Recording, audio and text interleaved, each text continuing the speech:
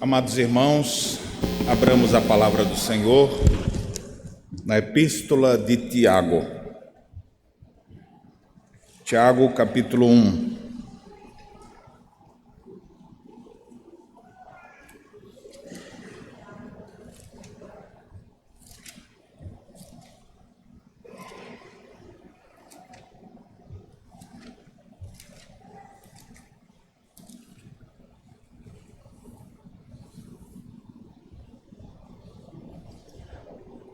A partir de hoje nós vamos iniciar uma série de exposições bíblicas na parte da manhã, na Epístola de Tiago. Hoje nós vamos ter a primeira parte. E eu vou com vocês bem devagarzinho. Hoje nós vamos ficar apenas dos versos de 1 a 4. Enquanto você abre sua Bíblia, deixa eu lhe dar algumas informações importantes sobre esse autor. Esse Tiago aqui é o irmão do Senhor Jesus, mas ele não ousa se chamar assim, por isso que ele vai se chamar de servo do Senhor Jesus. Ele não se utiliza da sua patente, vamos dizer assim, ele não dá uma carteirada nos outros apóstolos dizendo, vocês são apóstolos, mas eu sou irmão dele. Então, a gente cresceu soltando pipa junto, jogando peão, então ele se chama servo de Jesus Cristo. É um dos primeiros escritos do Novo Testamento, essa carta que ele escreve aos crentes que estavam dispersos. A data é por volta do ano 50. Alguns até acham que entre 40 e 44, no máximo 49, por ali. Ou seja, um dos primeiros escritos do Novo Testamento. É uma carta extremamente prática. Ela se assemelha muito com o escrito do Sermão da Montanha. Algumas expressões, inclusive, são tiradas de lá mesmo.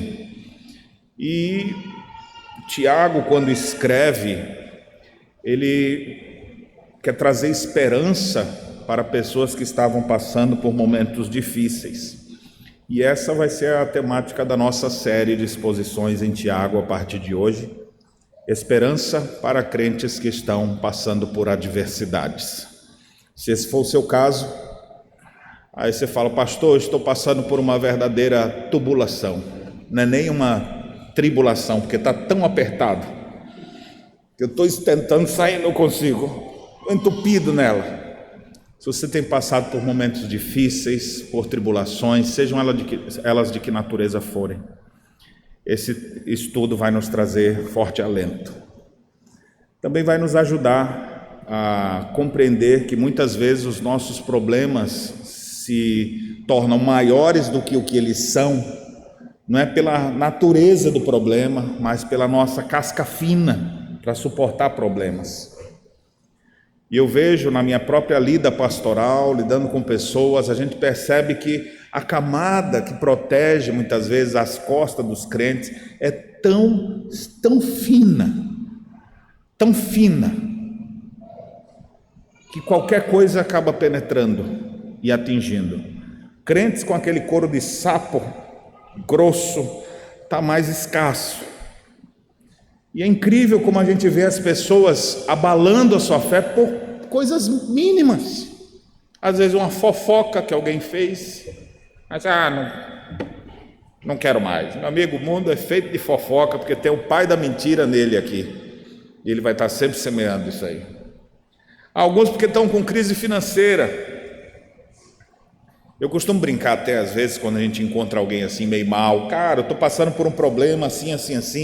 Na lida pastoral, a gente até brinca muitas vezes dizendo, entra para a fila, porque já tem um monte nela. Tu está achando que esse problema é só contigo, mas tem um monte de gente igual. Eu estou enfrentando problemas em casa.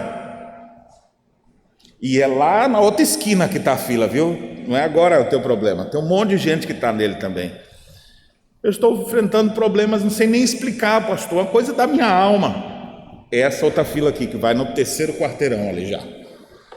Então, assim, a gente lida com muitos problemas, mas a pior coisa para lidar com os problemas é que a gente não tem estrutura suficiente para suportar.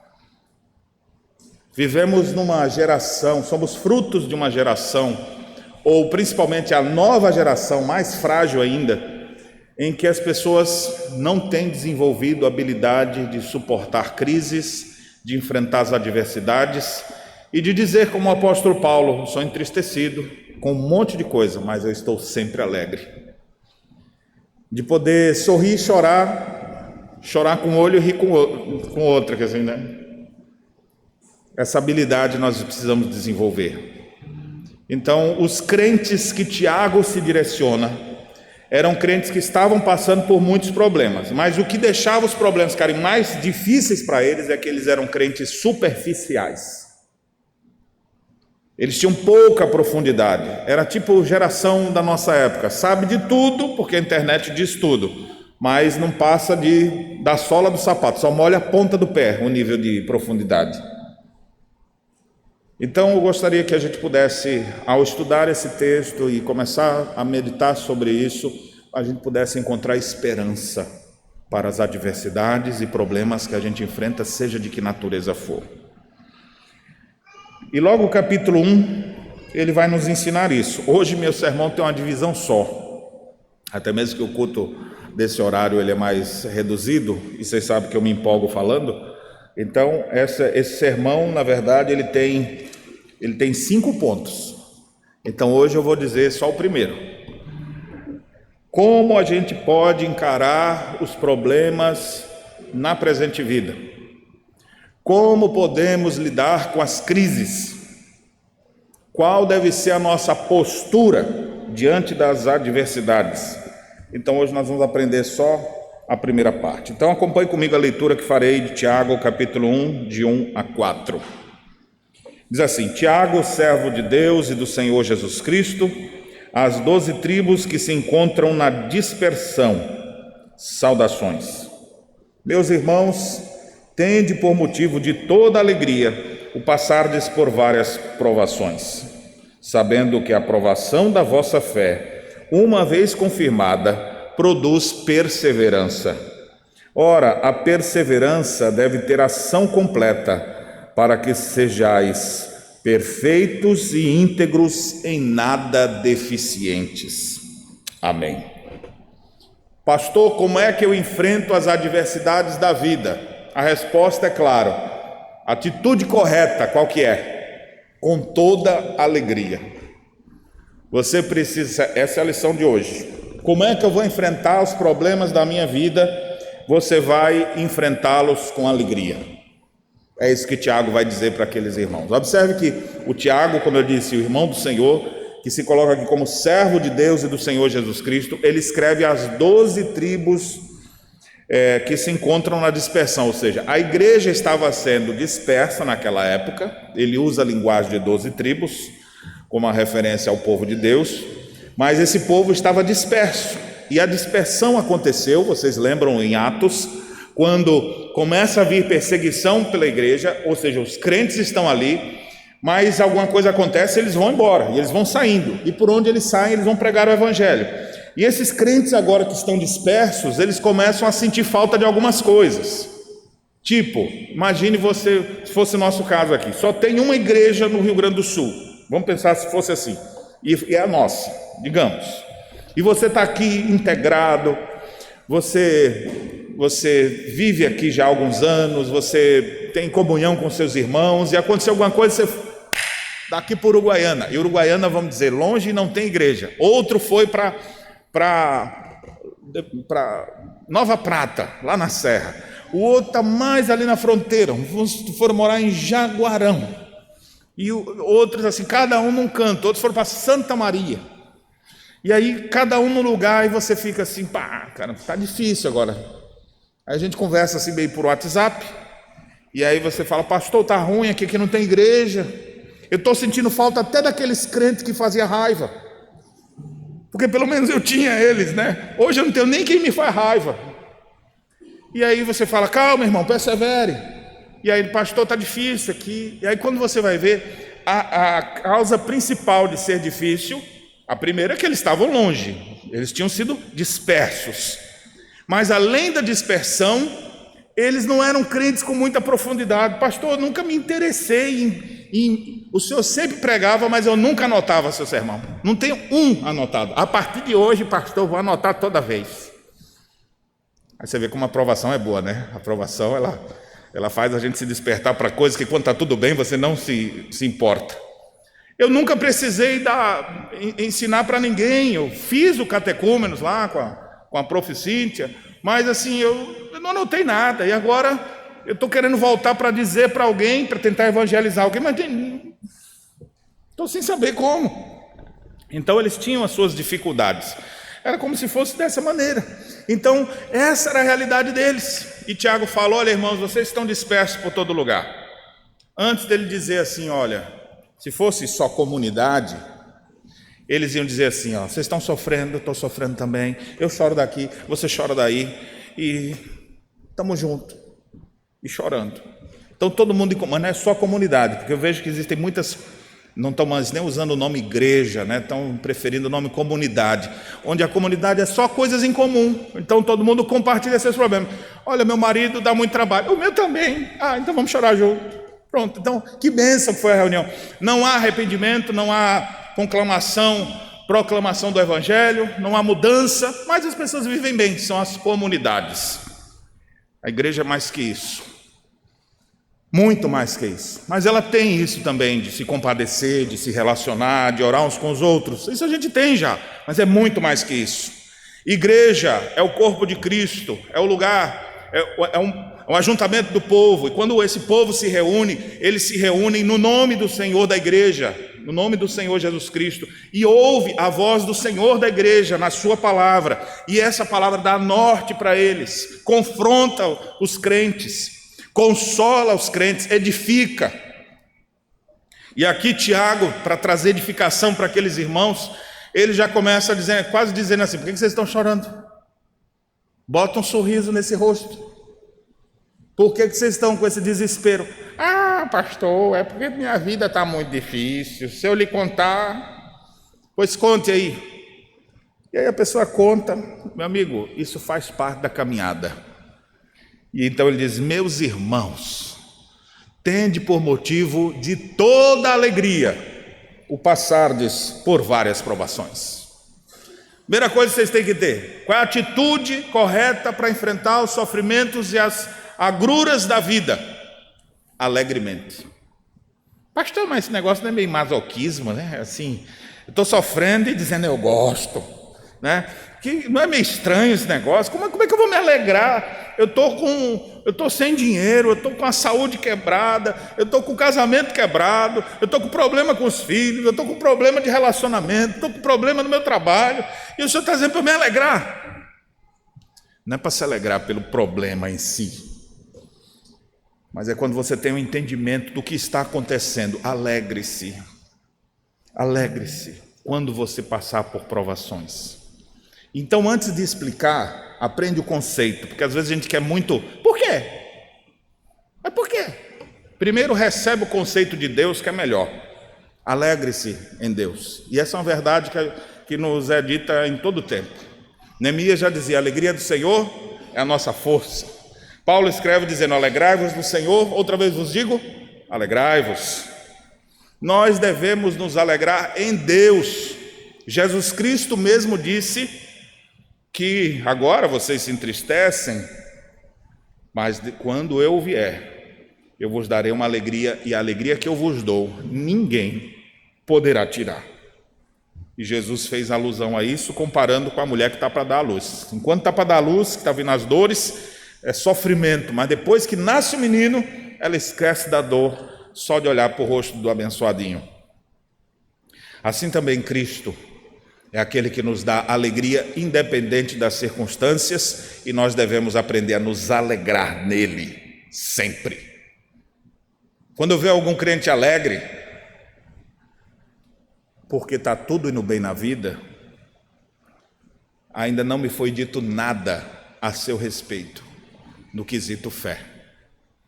Porque se tiver tudo bem e você estiver feliz, isso é normal. A crise é tão grande porque uns está tudo bem e mesmo assim eles estão mal. Ou seja, murmurando e reclamando o tempo inteiro. Essa é a crise da nossa época.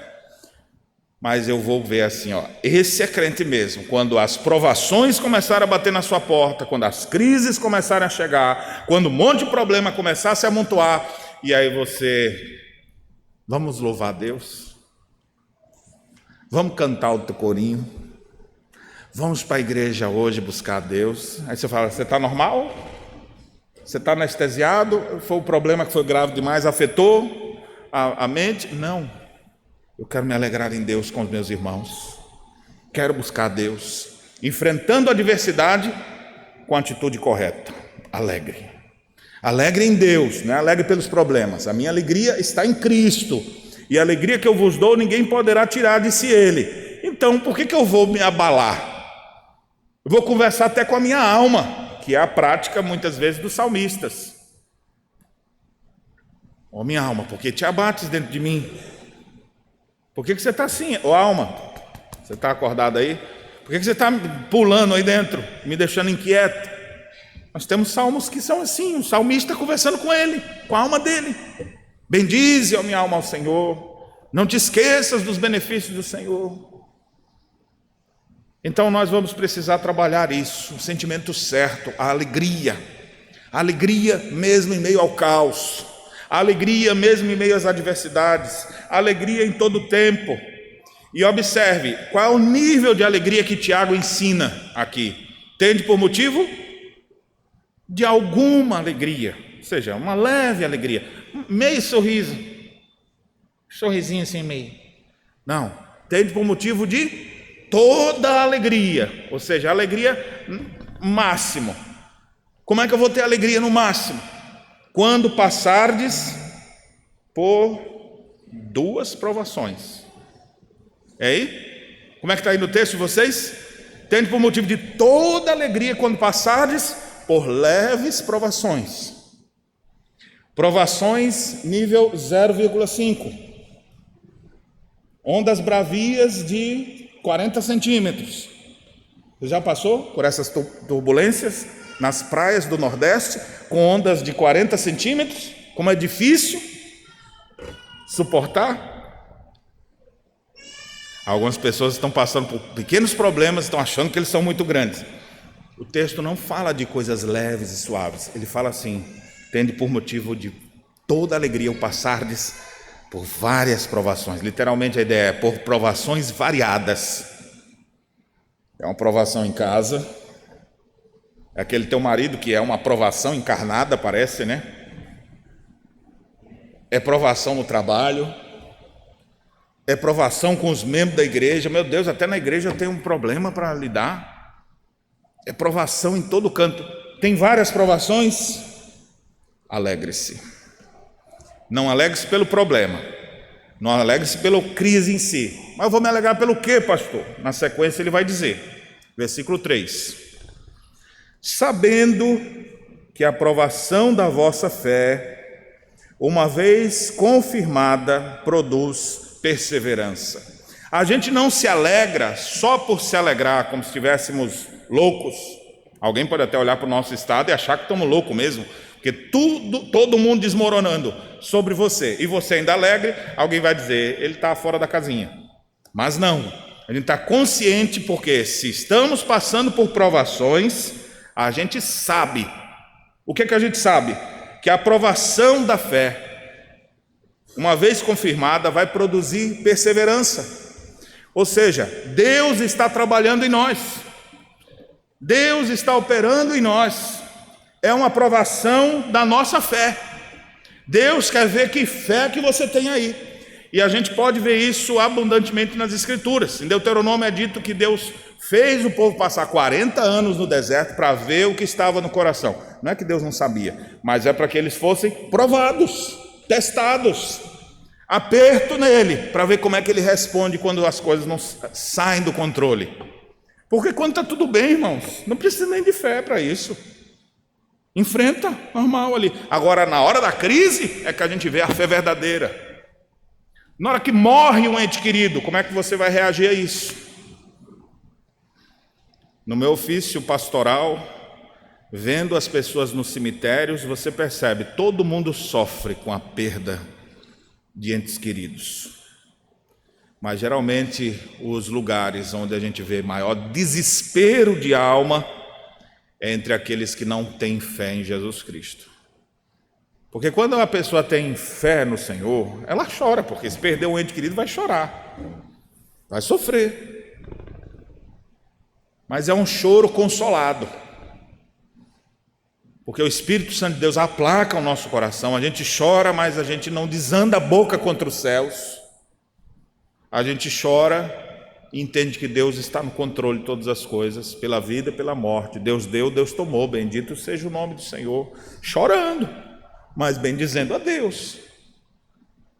Porque nós estamos passando por uma provação, é um momento de crise. A adversidade chega para todo mundo, mas se ela chegou, Deus está operando em nós e espera do seu povo perseverança. Porque quando as coisas estão bem, a gente não tem perseverança. Vou dar alguns exemplos. Quando está tudo bem na sua vida, quanto tempo você fica de joelhos orando? Às vezes você já até ora assim, eu não vou ajoelhar não, é sentado. Com 3 semanas é deitado. Com 4 semanas a oração é no sonho. Agora quando o cara está em crise, o zóio fica regalado no meio da madrugada, não sabe o que fazer. Aí ele vai e dobra o joelho no pé da cama, ele ora, chora, daqui a pouco a mulher vê que ele está tremendo, levanta, bota o cobertor nele, está orando, meu amor está em angústia de alma, deixa aqui. Ele está ali. A hora da crise é a hora que ele persevera. Quando você aperta, aí você vê que a pessoa vai mais. Isso até é usado no mundo dos esportes, né? Quem levanta peso? Vamos lá, os maromba presbiterianos aí, ó. Quando você começa a levantar peso, aí eu me lembro, embora a minha forma decadente não revele, eu já fui professor de academia. Dava aula de ginástica localizada, aeróbica, e eu fico lembrando disso assim, será que foi verdade? E era professor de musculação também. E eu me lembro de um rapazinho presbiteriano também, dessa grossura que chegou lá. E ele chegava lá para botar 10 quilos no supino, para ver se levantava. 10 quilos ali. Hoje o nome dele é Manuel. Eu chamo ele de Mega Jens. Minha família conhece ele. Desse tamanho. Né? Todo pocadão, não consegue nem virar direito, né? De tão malhado que é. Aí ele olha para mim assim, fala... Era dessa grossura, mas eu que te botei nesse caminho aí, ó. Então, mas o que é interessante é que ele começa ali com 10 quilinhos, hoje é 130. E animado, e sorrindo, né? Feliz da vida. Mas não começou assim. Começa devagarzinho, vai apertando, você gritando no ouvido dele, vai rapaz, puxa, vai, tu é uma menina, tu é homem, rapaz, vamos lá. E tu começa a apertar, daqui a pouco foi para 15, foi para 20, foi para 30, foi para 50, foi para 100 quilos, e já está ficando grandão, vai aumentando. É na pressão. A gente cresce assim, se tiver tudo no conforto do ar-condicionado, tiver tudo no sossego, não avança não, meu amigo. É no meio da crise que a gente cresce. É no meio da crise que Deus faz a gente perseverar. E é por isso que a gente tem que se alegrar, porque se eu estou enfrentando uma crise, Deus está trabalhando em mim. E olha as áreas que Deus quer trabalhar na nossa vida. Versículo 4. A perseverança deve ter ação completa, não é só sofrer por sofrer. Você sofre para crescer. Você sofre para amadurecer. E o verso 4 diz: essa perseverança deve ter ação completa. Olha o alvo nosso: para que sejais perfeitos, íntegros e em nada deficientes. Você sabe por que você está na provação? Ah, pastor, eu não sei por que essa provação que nunca passa na minha vida. É porque você ainda não chegou onde Deus quer que você chegue. E Ele quer que eu chegue aonde, pastor? Ele quer que você seja perfeito, ou seja, completo, que não fique faltando coisas na sua vida. Deus espera que você seja íntegro, não seja essa vida partida que se rompe na hora que chega o problema, às vezes até desvia a fé, rompe com os valores, desanima de coisas básicas. Quando eu vejo o crente fiel dizimista, passa por provação e deixa de dar o dízimo, já mostrou a fé dele, como é fraca. Porque se é Deus quem me dá todas as coisas, eu só vou contribuir na igreja quando eu estiver bem. Claro que não. Eu vou para a igreja porque está tudo bem. Começou a passar por problema, não vou mais na igreja não, vou me afastar. Que isso? Que fé é essa que tem aí dentro?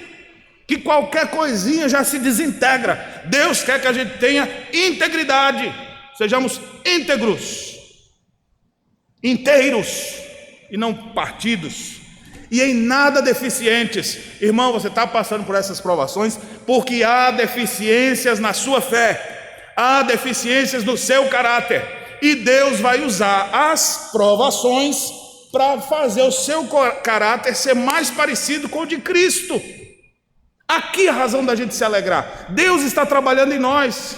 Pare de ficar olhando, olha lá aquele outro miserável lá, fazendo tudo de errado, não passa por uma crise dessas. Ele está entregue a si. Deus está trabalhando em você. É, pastor, Deus está trabalhando em você. Naquele lá não é dele. Aquele lá está perdido. Mas você não, você é dele. E como você é dele e está cheio de deficiência, Deus botou várias provas para você fazer. Ah, pastor, eu já não quis estudar por muito tempo por causa das provas. Você não tem para onde fugir. Deus vai botar sempre prova no teu caminho. Porque Ele é o nosso mestre por excelência. Ele quer fazer a gente crescer espiritualmente. E a gente cresce em meio ao turbilhão, aos problemas, né? Essa semana eu fiquei até preocupado. Eu vi um barulho na cozinha hoje não, essa semana. E quando eu vi aquela pancadaria, e eu estava lá no quarto, fazendo umas coisas. Que pancadaria é essa? Quando eu chego, era minha mulher batendo umas carnes e uns frangos. E pau, pau, pau. E eu falei, rapaz, para quê? Tá com raiva de alguém? Não é porque cozinha mais rápido, fica mais macia. Não é assim as donas de casa, né? Pega a carninha, não é assim? Martelinho, dá uma batidinha. Ou então compra aqueles açougues, hoje o negócio está tecnológico, né? Você pede assim, me dá 1 quilo de patinho fatiado. Agora passa naquela, eu não sei o nome da máquina da provação, né? Bota ela assim, toda cheia de espeto, assim, ela fura a carne toda. Quando sai assim, fica sem mal. Você pega a carne e faz assim, ó, e você rompe sem faca. Deus às vezes deixa você passar por lutas e provas para amolecer o seu coração. Pensa no coração duro. E Deus trabalha no seu caráter. Deus age na sua vida em meio às provações. Você está passando por provação, irmão? Qual é a atitude? Vou me alegrar. Me alegrar pelo problema? Claro que não. Vou me alegrar porque Deus está trabalhando em mim. Se eu estou enfrentando uma crise, toda vez que começou a estourar problema, você olha assim, Deus, será que o Senhor está reservando para mim? Mas se o Senhor está deixando eu passar por isso, o Senhor tem seus planos. Me ajude a ser um bom aluno, porque o que eu já vi de crente repetente de ano nas provações da fé, aí fica a vida toda ali, ó. Ah, pastor, não sei o que acontece comigo. Faz a prova direito. Procura compreender o que Deus quer te ensinar. Deus quer que você seja, Ele diz o alvo. Sim, me diz aí qual é. Já viu algum professor? Não, eu quero passar na prova. Me diz qual que eu marco. Só as 3 primeiras, porque aí eu já ganho uns pontos aqui, e aí eu já passo aqui. Não, Deus não vai lhe dizer. Ele vai dizer o que Ele quer lá no fim. O que Ele quer no fim? Perfeitos, íntegros e em nada deficientes. Para chegar lá, provações, adversidades, crises, sofrimento, choro, lágrimas. Vai passar por tudo isso. Por quê? Porque Deus está trabalhando em sua vida. Como que você tem que reagir em relação a isso? Alegre-se em Deus. Alegre-se. Mas não alegre-se um pouquinho só não. Tenha por motivo de toda a alegria o passardes por várias provações. Essa é a primeira lição que Tiago nos traz. Como que eu enfrento as agruras da vida me alegrando no Senhor. Eu me alegro porque eu sei que Deus está trabalhando na minha vida. E Ele está trabalhando para transformar as deficiências que existem, para que eu seja aquilo que Ele projetou para mim. Ele vai alcançar, porque aquele que começou boa obra em nós, há de completá-la até o dia de Cristo Jesus. Então eu vou olhar para as provações como se fosse um campo minado que eu tenho que atravessar. Mas eu sei que lá no final Ele está me aguardando e me esperando. E Ele não está só lá no final, Ele vai comigo o caminho todo, embora em silêncio. E às vezes eu não o vejo nas horas de crise, mas Ele está lá para nos socorrer e para nos amparar. E isso deve encher o nosso coração de alegria e de devoção. Que Deus em Cristo nos abençoe, para que possamos nos alegrar em meio aos problemas e adversidades. Amém.